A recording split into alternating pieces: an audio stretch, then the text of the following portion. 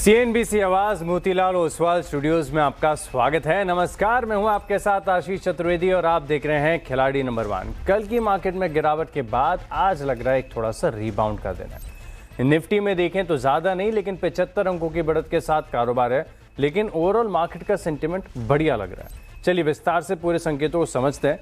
Nifty की तो बात हमने कर ली, अब बैंक निफ्टी आपकी स्क्रीन पर रखता हूं। वैसे भी आरबीआई की तरफ से जो ईसीएल नॉर्म्स में यहाँ पर बदलाव किया गया है, थोड़ा सा एक्सपेक्टेड लाइंस पर था, लेकिन झटका तो लगा है। बैंकों के नतीजे अच्छे आ रहे हैं, लेकिन इसके बाद भी निफ्टी बैंक में कमजोरी है। 235 अंक नीचे है।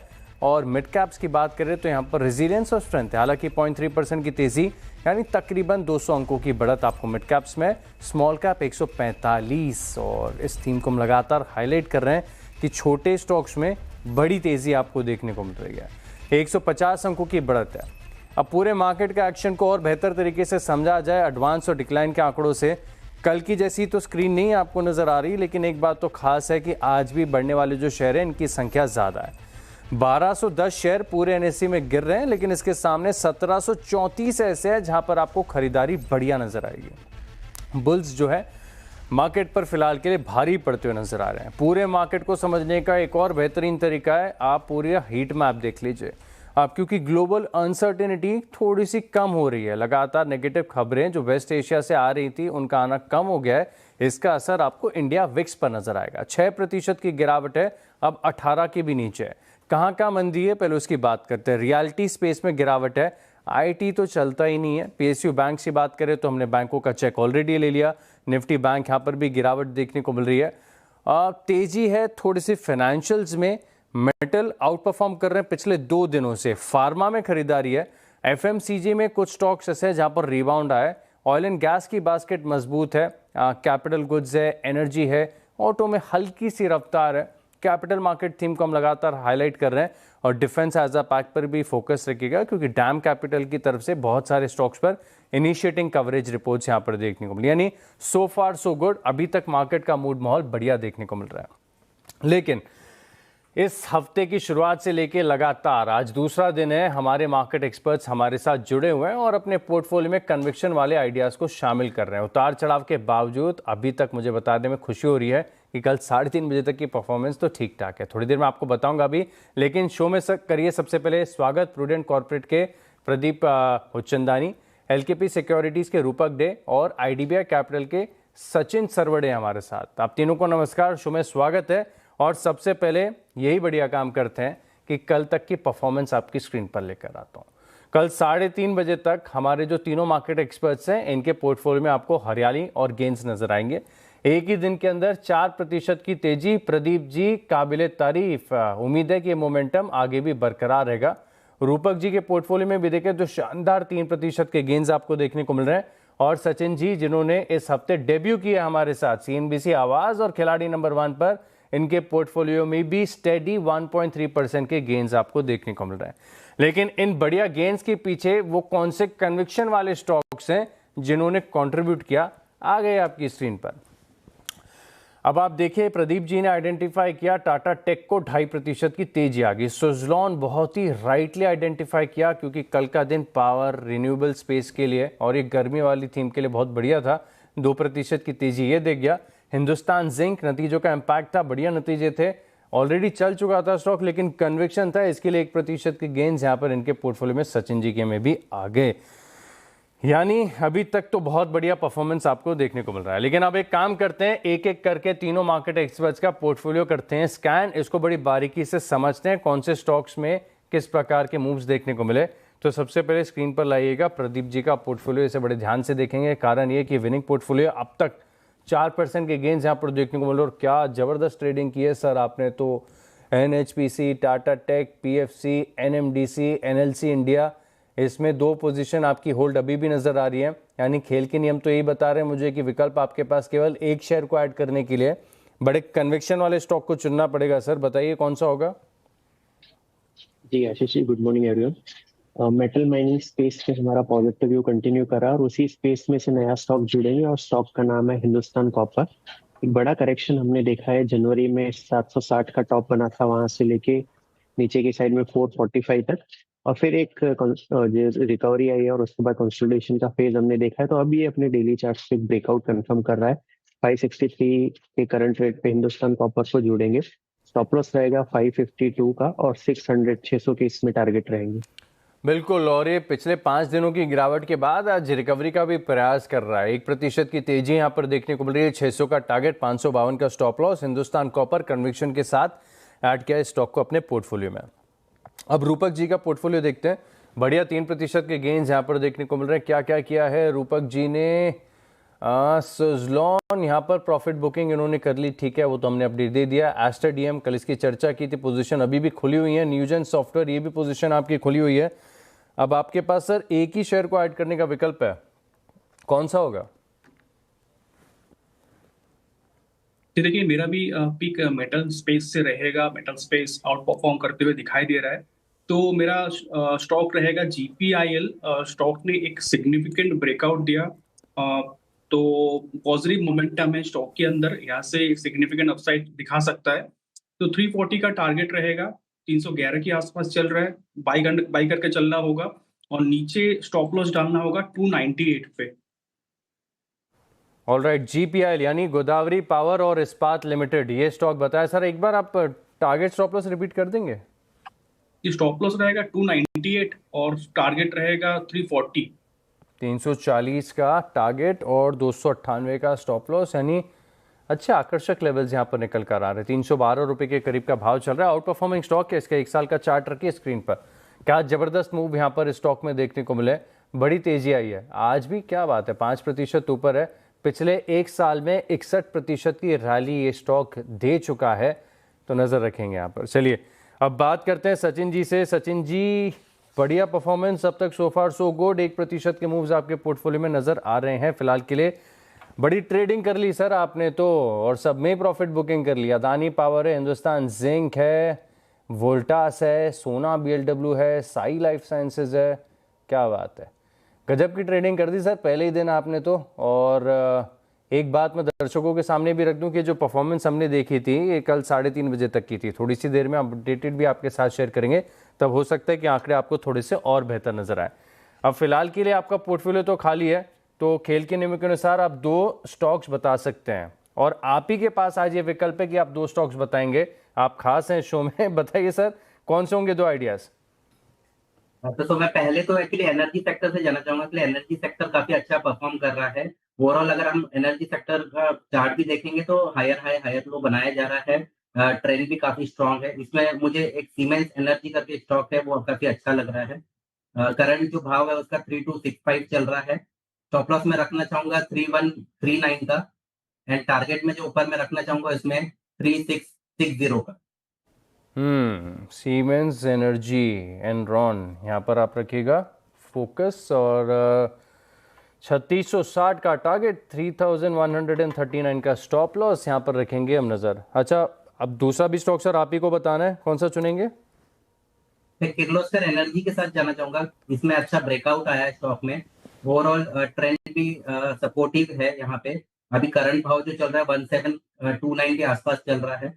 ओवरऑल अगर मैं देखेंगे तो इसमें कन्विक्शन काफी अच्छा आ रहा है। एंड जो स्टॉप लॉस में रखना चाहूंगा इसमें 1619 का रखना चाहूंगा, एंड जो टारगेट रखना चाहूंगा 2050 का। ओके, तो 2050 तक के टारगेट्स, बड़े टारगेट नहीं दे दिए सर आपने। 2050 तक के टारगेट्स हैं।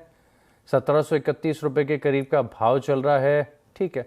1619 रुपए के स्टॉप लॉस के साथ किर्लोस्कर ऑयल्स। कौन सा किर्लोस्कर, कौन सा बताया स्टॉक आपने sir? Kirloskar oil engine, oil engineering, okay, यहाँ पर आप रखेंगे फोकस। और तो 2 ट्रेडिंग आइडियाज सचिन जी की तरफ से भी आ चुके हैं। तो फिलहाल के लिए हमारे जो तीनों मार्केट एक्सपर्ट्स हैं, इनके पोर्टफोलियो की तैयारी तो पूरी हो चुकी है। अब एक काम करते हैं, एक छोटे से ब्रेक के लिए रुक रहे हैं, लेकिन ब्रेक के बाद Q4 नतीजों पर बात करेंगे पिरामल फाइनेंस के MD and CEO Jairam Sreedharan से, बस एक छोटे से ब्रेक के बाद।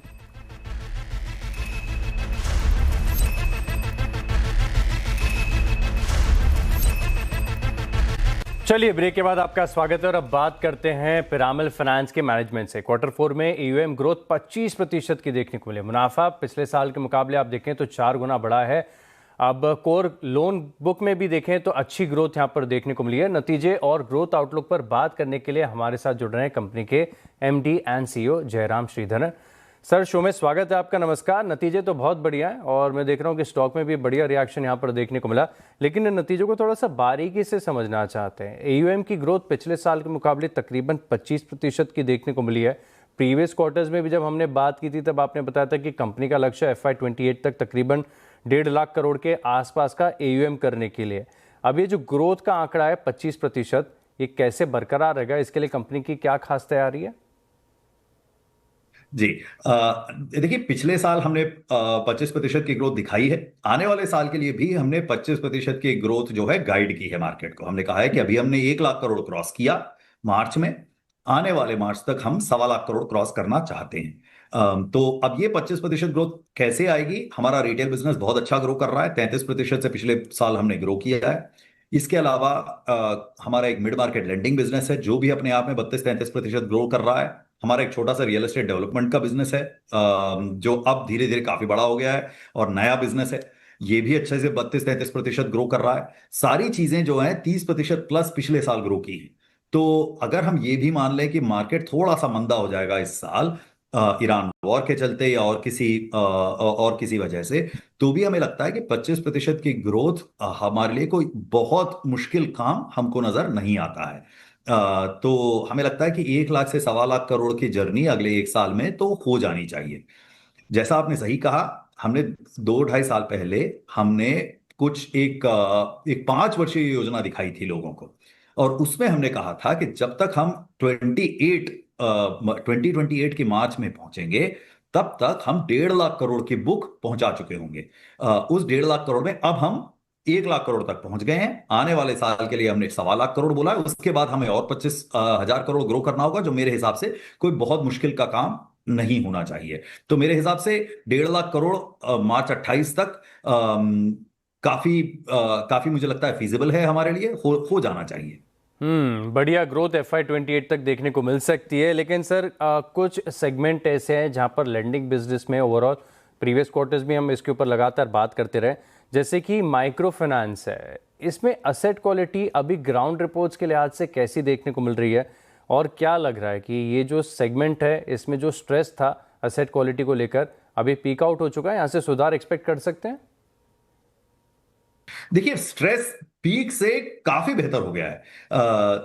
पीक आप अगर देखें तो 2024 के एंड में, कैलेंडर ईयर 2024 के एंड में एकदम पीक कर चुका था यहां पर रिस्क। लेकिन रूरल लेंडिंग बिजनेस में, माइक्रो लेंडिंग बिजनेस में यूजुअली ऐसा होता है कि ये बिजनेस बहुत तेजी से रिस्क खराब होता है और उतनी ही तेजी से बेहतर भी हो जाता है। तो ये वही देखने को आया है हमें कि अगर आप रिस्क का कोई भी चार्ट देखेंगे माइक्रो लर्निंग का, आपको ऐसा लगेगा कि ऊंची चट्टान बनी हुई है, एकदम तेजी से रिस्क बढ़ा और उतनी तेजी से गिर गया। अब गिर के जो है चट्टान की तह तक हम पहुंच चुके हैं। एकदम लो लेवल पर अब रिस्क आ गया है। अब ये बिजनेस ऐसा है कि 2-3 साल ऐसा बना रहेगा, फिर एक और चट्टान चढ़ेगा। तो आपको उसके लिए मेंटली थोड़ा सा रेडी होना चाहिए। आप ये एक्सपेक्ट नहीं कर सकते कि एकदम स्थिर बना रहेगा नीचे की लेवल पे। तो ये बिजनेस ही ऐसा है, इसके ऊपर उतार चढ़ाव इसमें चलते रहते हैं। लेकिन हाँ, अभी चढ़ाव का समय, उतार का समय है रिस्क में, और एकदम स्टेबल अभी अच्छी रिस्क चल रही है। तो अगले 2-3 साल बिजनेस अच्छा चलना चाहिए। और भारत में गांव की सिचुएशन काफी ठीक है। ऐसा हमें कोई नेगेटिव बड़ा नजर नहीं आ रहा है। और एक इंपॉर्टेंट बात यह है कि एमफिन जो रूल्स लेकर के आया है, उसकी वजह से सारे जितने लेंडर्स हैं उनका अपना बर्ताव भी बदल गया है। लोगों ने जितना ओवर लेवरेज कर दिया था कस्टमर को, और कुछ उल्टे सीधे काम हो गए थे सेक्टर में, वो सारे अब कम हो गए हैं। तो वो भी हमें थोड़ा सा सांत्वना देता है कि इससे अब सेक्टर जो है बहुत स्टेबल तरीके से ग्रो कर पाएगा, और अनाप शनाप जो काम हो रहे थे 2-3 साल पहले, वो अब नहीं हो रहे हैं इंडस्ट्री के अंदर। हाँ, तो स्ट्रेस तो आपने बताया कि पीक आउट हो चुका है। अब यहाँ से दिक्कतें थोड़ी सी कम होती हुई नजर आएंगी, सुधार देखने को मिलेगा। लेकिन अब एक समय ऐसा था सर कि NBFCs माइक्रो फाइनेंस में इतनी सारी कंपनियां आ चुकी थी, ढेर सारे IPOs भी आए थे। अब क्योंकि जब स्ट्रेस आया था तो बहुत सारी कमज़ोर कंपनियां बाहर हो चुकी है सिस्टम से, कंपटीशन ईज आउट हुआ है। क्या आपको थोड़ा सा इसमें अपर हैंड मिला अभी तक? ये बड़ा पेचीदा सवाल है। देखिए, हर कुछ साल में कुछ प्लेयर आते हैं जो कहते हैं हम इन सेगमेंटों में घुसेंगे, और फिर वो अपने हाथ जला लेते हैं, और फिर कुछ और लोग बोलते हैं अच्छा जी हम तो हट रहे हैं पीछे। तो भारत में रूरल मार्केट्स में प्रॉफिट बना पाना मुश्किल रहा है लोगों के लिए, और काफी सारे लोगों को परेशानियां आई हैं, ये बात सच है। लेकिन आपको ये भी सोचना चाहिए कि भारत का जो रूरल पॉपुलेशन है काफी बड़ा है, और वहां पर प्रॉफिट के अपॉर्चुनिटीज हैं आपको, लेकिन किसी तरीके से अपने कॉस्ट पर ध्यान रखना होगा। ये अजीब सी बात लगती है सुनने में, लेकिन रूरल इंडिया में काम करना काफी महंगा होता है, इस वजह से कि वहां पर टेक्नोलॉजी वगैरह ज्यादा लोगों ने लगाई नहीं है, और हर चीज के लिए आपको लोग लगाने पड़ते हैं, और फिर आप लोन वगैरह जो देते हैं उसकी टिकट साइज बहुत छोटी होती है। तो छोटे से लोन के लिए आपको इतने पैसे खर्च करने पड़ते हैं लोन सेटअप करने के लिए कि आपके आपके पैसे बन नहीं पाते हैं। तो इस वजह से रूरल इंडिया में लेंडिंग में पैसे बना पाना काफी मुश्किल रहा है लोगों के लिए।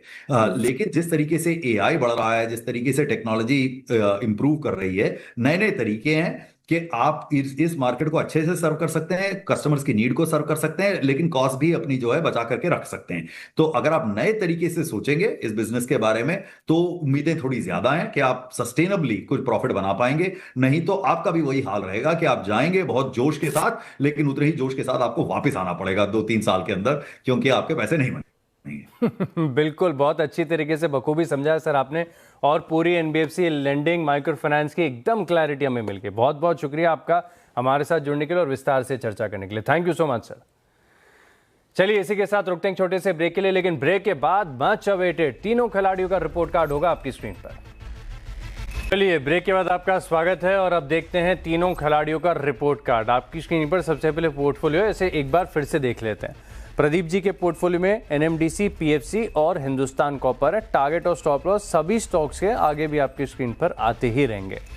अब पीएफसी आधे प्रतिशत ऊपर, हिंदुस्तान कॉपर ये भाव पर ही चल रहा है। एनएमडीसी 0.3% की तेजी इनके पोर्टफोलियो में फिलहाल के लिए कंट्रीब्यूट कर रहा है। वहीं अगर आप रूपक जी के पोर्टफोलियो में देखें तो एस्टर डीएम ये कल की पोजीशन होल्ड है। न्यूजन सॉफ्टवेयर, इसके बारे में भी कल बात की। आज जो फ्रेश आइडिया इन्होंने जोड़ा है वो गोदावरी पावर एंड इस्पात है 340 के टारगेट के लिए। परफॉर्मेंस के लिहाज से देखते हैं गोदावरी पावर एंड इस्पात ये 1% का डेंट दे गया। न्यूजन सॉफ्टवेयर आधा प्रतिशत ऊपर है। एस्टर डीएम में कल से लेकर आज तक नो हलचल, नो मूवमेंट, ये पेशेंस को टेस्ट करेगा लग रहा है। अब वहीं सचिन सरवड़े जी के पोर्टफोलियो में दो आइडियाज़ हैं, सीमेंस एनर्जी और किर्लोस्कर ऑयल। टारगेट और स्टॉप लॉस आपकी स्क्रीन पर, दोनों फ्रेश आइडियाज़ आज जोड़े हैं। कल का तो पोर्टफोलियो इन्होंने बिल्कुल खाली कर दिया था। किर्लोस्कर ऑयल जरूर आधा प्रतिशत ऊपर है। सीमेंस एनर्जी अभी भी भाव के आसपास ही ट्रेड कर रहा है। एकदम final updated fresh report card आपकी स्क्रीन पर। परफॉर्मेंस लाइव, जिसमें प्रदीप जी के पोर्टफोलियो में 6.5% के काबिल तारीफ गेंस, और डेब्यू किया है इस हफ्ते सचिन सरवड़े ने, और 5.5% के गेंस के साथ दूसरे नंबर पर चल रहे हैं फिलहाल। और रूपक जी के पोर्टफोलियो में थोड़े से गेंस कम हो गए एक स्टॉक के चलते, लेकिन अभी भी हरे निशान में 1.25% की तेजी देखने को मिल रही है। आप तीनों मार्केट एक्सपर्ट्स का बहुत बहुत धन्यवाद हमारे साथ जुड़ने के लिए और ये कन्विक्शन वाले आइडिया शेयर करने के लिए। और इसी के साथ खिलाड़ी नंबर 1 में इतना ही, लेकिन आप बने रहेंगे सीएनबीसी आवाज़ के साथ। नमस्कार।